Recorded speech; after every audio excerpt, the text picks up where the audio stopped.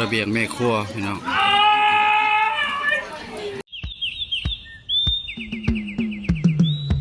ทักทายสบายดีเนาะเกิดเหตุสดๆร้อนๆเนาะถือว่าเกิดอุบัติเหตุอยู่คอยลักซี่เนาะญาติพี่น้องของมาแปลงบรรณาเทว่าไปขี่รถชนท้ายรถเจ้าหน้าที่เอามาอยู่เพื่อนเองเนาะก็คือบ้านเรางัวพี่น้องนี่เอามาคืนนี้12 โมงพี่น้องโป่งศพวันนี้แหละพี่น้องเนาะเกิดปี1984รวมอายุ41 ปีพี่น้องประญาติพวกเกี่ยวเองเนาะก็คือการไปกันมาตัวนี้บริเวณเฮือนเพิ่นพี่น้องคนก็บ่ทันหลายบ่ทันฮู้ก็ได้เนาะพี่น้องแสดงความเสียใจนำเนาะเพราะว่ามีลูก2 คนกำลังสร้างสาพัฒนาพี่น้องติดตามเบิ่งเนาะความเสียใจนำเนาะครอบครัวเพิ่นคือน้าบ่าวน้อยเนาะได้เสียชีวิตในเมื่อคืนนี้เนาะพี่น้องบ้านนี้ก็ล้มกันอยู่พี่น้องสิแล้วพี่น้องความตายเนาะตื่นมาเห็นหน้าจะว่ายังคือบ่แปลงเว้าแล้วเนาะพี่น้องแสดงความเสียใจนำเนาะมีลูก2 คนกำลังไปเห็นกันว่านี่เนาะยังบ่มีฮูปเพิ่นเนาะท่านผู้ชมเนาะแล้วยังสิเอาฮูปมาใส่ตัวนี้ก็คือศพเพิ่น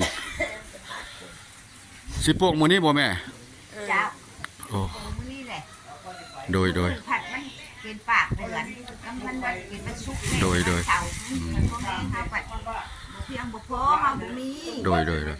ได้จ้ะโดยมากเพิ่นแม่นอยู่ตรงว่าบ่เป็นโซนนะจ้ะเนาะนำโดยตามนี้ตามฮีตของประเพณีท่านผู้ชมเนาะเพราะว่าโดย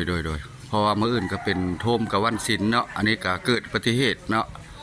ที่ว่าไปชนท้ายรถเพิ่นบ่หรือว่าไหนๆเนาะยังบ่ฮู้ละเอียดเนาะพี่น้องเนาะมีหยังก็ไปสู่สุคติเนาะสิ่งมันเกิดขึ้นเนาะพี่น้องเฮาเนาะก็หลีกเลี่ยงบ่ได้มนุษย์เฮาก็สิเอามาเพียงส่ำนี้บ่หรือว่าไหนๆก็เบิ่งไปพี่น้องเนาะบ่แปลงสิได้เก็บภาพบรรยากาศให้พี่ระลึกไว้เบิ่งเป็นที่ว่าญาติพี่น้องอยากเห็นเนาะก็ถือว่าเข้าเบิ่งใน Facebook หรือว่า YouTube ติดตามตอนต่อไปพี่น้องเนาะอันนี้ก็คือญาติของเบ้าแปลงเองพี่น้องเนาะก็คือเป็นน้าบ่าวแปะเฮือนค่อยเองเลยเนาะอันนี้ก็ได้ถ่ายลงให้พี่ให้น้องได้เห็นเนาะทางต่างประเทศเฮาเนาะหรือว่าทางประเทศไทยขอแสดงความเสียใจนำเมื่อทุกคู่ทุกคนพี่น้องเฮาเนาะติดตามเบิ่งพี่น้องเฮาเนาะอันนี้เป็นลูกชายเพิ่นเด้อท่านผู้ชมเด้อลูกชายกกเพิ่นเนาะมีหญิง1ชาย1เนาะเมียเพิ่นจับเข้าผู้หญิงเลยอยู่พุทธผู้หญิงเนี่ยนางเด้ลูกสาวเพิ่นอันนี้นางน้อยเอ้ยอันนี้ลูกสาวเพิ่นท่านผู้ชม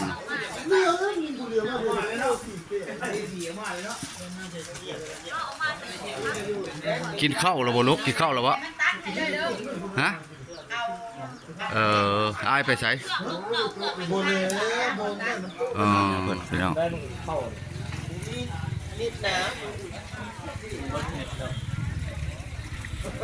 กำลังจัดแขกเนาะผู้บ่ฮู้ก็มีเอามาคืนใน12 โมงกลางคืน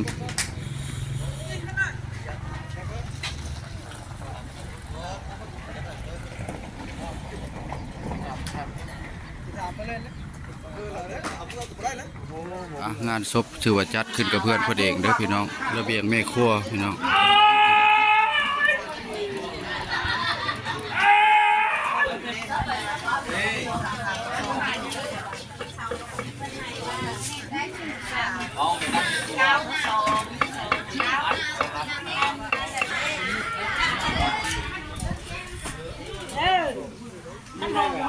เอากินได้ไหมโอ้ยกำลังทางเข้าประตูทางเข้าพี่น้อง ใส่สวยกับเทวิดอกที่เทวิดอกพี่น้องเริ่มแล้วพี่น้องถึงเวลาแล้วเนาะเทว่าไปส่งบอนอยู่บอนเศร้าเนาะกำลังกะเกียมพี่น้องเริ่มสีเอาศพลงไปประสาติดตามเบิ่งไปประสาแล้วตอนนี้เนาะเริ่มล่างไหลไปปลงศพในมื้อนี้เนาะ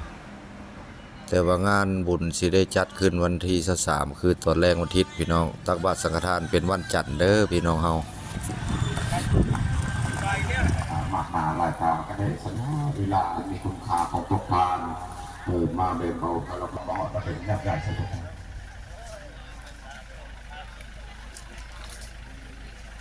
เป็นมาเนาะ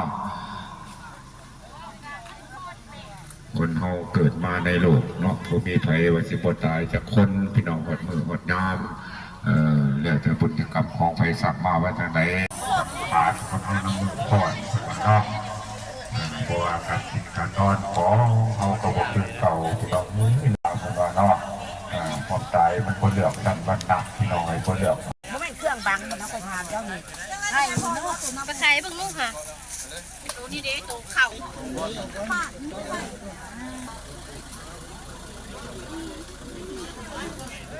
ใช่จะพดสุดเลยเอามาเลี้ยงไว้รถเอามาให้เพิ่นแน่หน่วยบริการเฮา เอาไปสะดอม สู้แล้วนะแต่ปะคนเดียวสู้เทพอ่ะรู้สึกสองกลุ่ม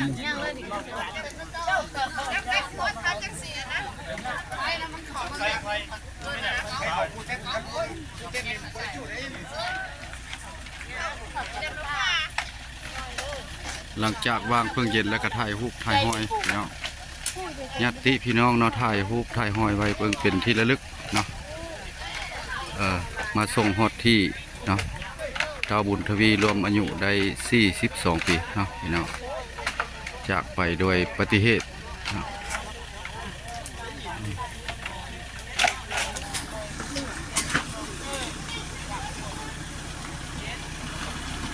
ส่งถึงที่เนาะได้จัดขึ้นวันที่23เป็นวันอาทิตย์พี่น้องอันนี้ก็เป็นทางเข้า